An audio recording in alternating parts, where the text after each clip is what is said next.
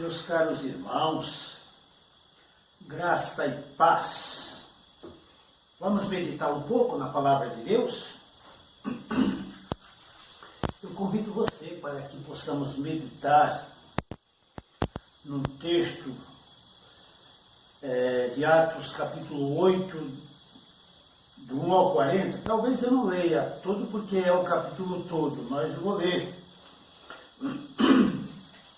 um pedaço do trecho e o tema do que vamos falar é a relação da igreja com o mundo. O texto diz assim, eu vou ler aí até o verso 8. Naquele dia levantou-se grande perseguição contra a igreja que estava em Jerusalém, e todos, exceto os apóstolos, foram dispersos pelas regiões da Judéia e da Samaria. E os homens piedosos sepultaram a Estevão e fizeram grande pranto sobre ele.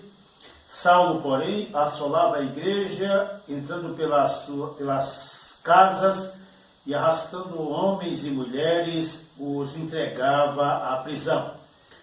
No entanto, os que foram dispersos iam por toda parte, anunciando a palavra. E descendo Filipe à cidade de Samaria, pregava-lhes a Cristo.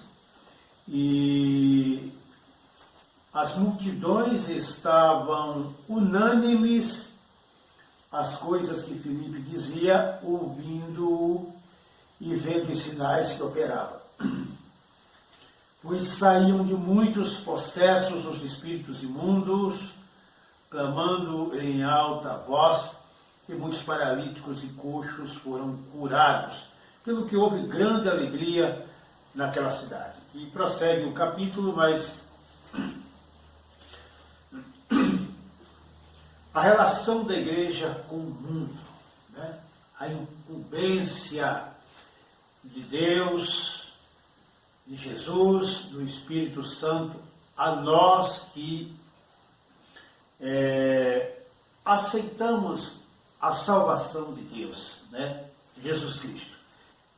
E o seu imperativo de sairmos a falar. Nós vemos aqui que a igreja passou por uma perseguição, né?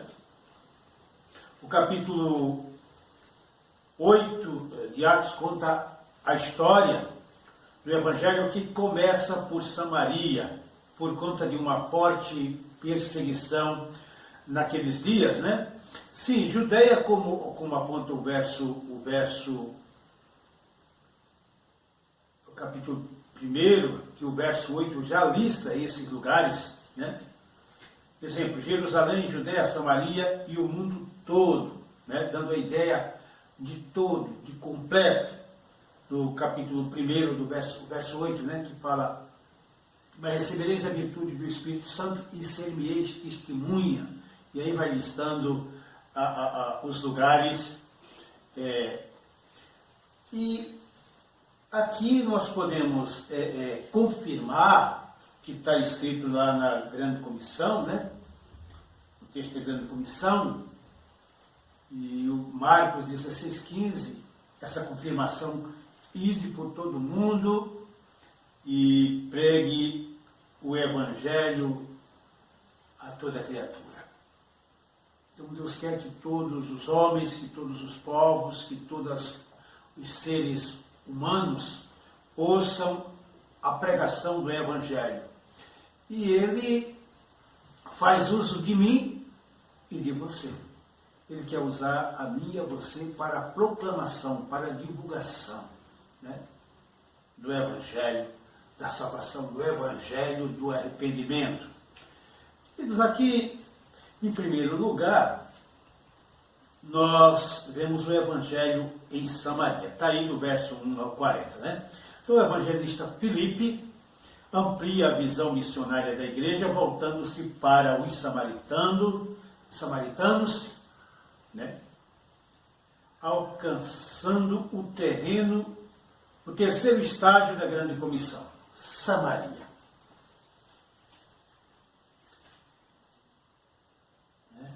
Aí, nesse projeto da igreja, se relacionar com as pessoas, com todo mundo. Então, o motivo pelo qual Filipe se voltou para Samaria não é mencionado. O importante é que ele foi além das fronteiras de Jerusalém. O importante é que saiamos além fronteira de onde nós moramos, proclamando esse evangelho, falando desse evangelho que transforma, desse evangelho que salva. Né? Será que você já saiu aí do seu bairro, já atravessou pelo menos a fronteira de um bairro para outro, desse desejo, desse ensejo, desse ardor, desse queimor do fogo do Espírito Santo para levar a mensagem ou distribuir folhetos em outro bairro, a não ser o seu? A não ser onde você mora? Pois o Evangelho aponta para isso, a sairmos ao tal. É claro que eles foram forçados pela força da perseguição. Mas nós não precisamos ser perseguidos, nós precisamos apenas estarmos cheios, imbuídos da força, da virtude do Espírito Santo, porque o Espírito Santo nos impulsiona a falar de Jesus, nos impulsiona a evangelizar. Então, se você tiver folhetos evangelísticos, panfletos evangelísticos, saia, porque é um canal, é um elemento que te ajuda a sair e a falar, não só distribuir, fazer a panfletagem, mas falar aquelas pessoas que são bons ouvidos, que gostam de ouvir a mensagem do Evangelho. Saia, ande, né? Ide, vá. Inclusive a mensagem de hoje, do devocional dos 40 dias de jejum e oração, por batismo no Espírito Santo e por missões, é justamente Marcos 16, 15. Né? Para sairmos do lugar onde nós estamos inseridos, onde estamos, o nosso ponto, que é a nossa Jerusalém, a nossa casa, a nossa morada, e irmos a outras pessoas para que elas ouçam a pregação do Evangelho. Segundo lugar, o Evangelho em Cesareia. E eles vão andando, no capítulo 10, do 1 ao 48, você lê, né, esse trecho, né? E um homem em Cesareia, por nome Cornélio, centurião da corte chamada italiana, piedoso e temente a Deus, com toda a sua casa, ou seja, a sua família, que fazia muitas esmolas ao povo e de contínuo orava a Deus. Cerca da hora 9 do dia, viu claramente uma visão de um anjo de Deus que se dirigia para ele e lhe dizia: Cornélio.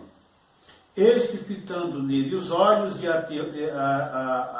atemorizado, perguntou: que é, Senhor? E o anjo lhe respondeu: as tuas orações e as tuas esmolas têm subido para a memória diante de Deus. Agora, pois, envia homens a Jope e a mandar chamar a Simão, que tem por sobrenome Pedro, e este se achará hospedado com um certo Simão, curtidor, cuja casa fica à beira-mar.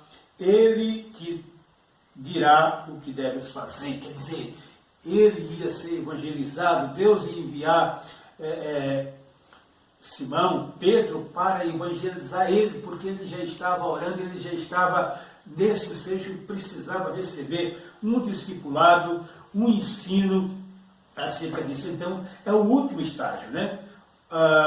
Até os confins do mundo, e vai ser atingido em 2 etapas. Primeira, nesse texto, quando Deus expressamente chama Pedro para ir à casa de Cornélio, porque Deus tem uma palavra para os ouvidos e para o coração do povo, para que o povo conheça o caminho da salvação. Quem é o caminho da salvação? Jesus. Ele mesmo disse: eu sou o caminho e a verdade e a vida, e ninguém vem ao Pai senão por mim. Ninguém vai ao céu senão por Jesus, senão pela salvação que Deus oferece através de Jesus. Então, a casa de Cornélio era o último lugar onde um crente judeu deveria comparecer para pregar a sua mensagem. Digo, a mensagem de Deus, a mensagem evangelística. Pois bem, é na casa de Cornélio que o Senhor revela ao seu enviado, de maneira maravilhosa, que os romanos seriam também dignos da salvação de Cristo. Porque aí Deus prova para aquele homem que acha que o Evangelho é exclusividade dos israelitas, dos judeus, das pessoas de Jerusalém, que o Evangelho é para todos. Às vezes a gente não quer entender que o Evangelho é para todo mundo, a gente quer entender que é só para a gente não quer compartilhar, não quer dividir essa mensagem de salvação para os outros. Como que os outros vão saber? Né? Como vão ouvir se não há quem pregue? Como ouvirão, né, se ninguém for enviado? Então nós temos que pregar, nós temos que proclamar. Nós somos os propagandistas do Evangelho.